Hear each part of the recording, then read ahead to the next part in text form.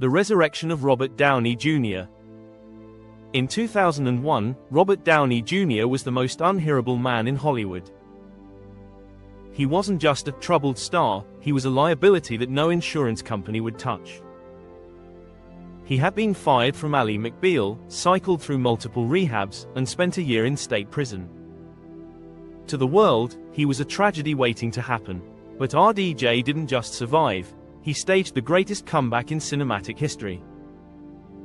This is how he went from a prison cell to the center of the Marvel Universe. To understand the height of his success, you have to look at the darkness of the fall. Robert grew up in an environment where addiction was normalized, famously stating that his father introduced him to drugs before he was even a teenager. By the late 90s, his talent was being eclipsed by his headlines. There's a famous story from 1996 where he accidentally wandered into a neighbor's home and fell asleep in a child's bed. It sounds like a comedy bit, but it was a cry for help. He was a man with a Ferrari brain, but no brakes.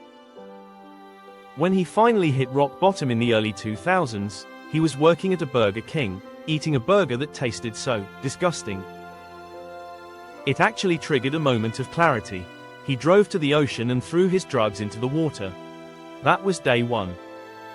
The road back wasn't easy. Even sober, Hollywood didn't trust him. When Mel Gibson, a longtime friend, wanted to cast him in The Singing Detective, Gibson had to personally pay Downey's insurance bond. He was working for Scale, proving himself one day at a time. Then came 2007. Jon Favreau wanted RDJ for a new project called Iron Man. Marvel's board of directors flat out said, no. They didn't want the face of their new franchise to be a former convict. But Favreau fought for him, saying, the story of Robert Downey Jr. is the story of Tony Stark. They both knew what it was like to be a genius who was his own worst enemy. Robert's screen test was so undeniable that the board finally relented. When Iron Man hit theaters in 2008, it didn't just launch a franchise, it validated a human life. Robert didn't just play Tony Stark, he lived him for over a decade, becoming the godfather of the MCU. But he didn't stop at superheroes.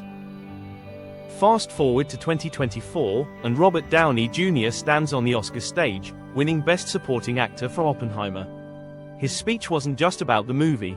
It was a thank you to his veterinarian, his wife, Susan, who rescued him when he was a snarling rescue pet. Robert Downey Jr. is proof that your past doesn't have to be your funeral, it can be your foundation.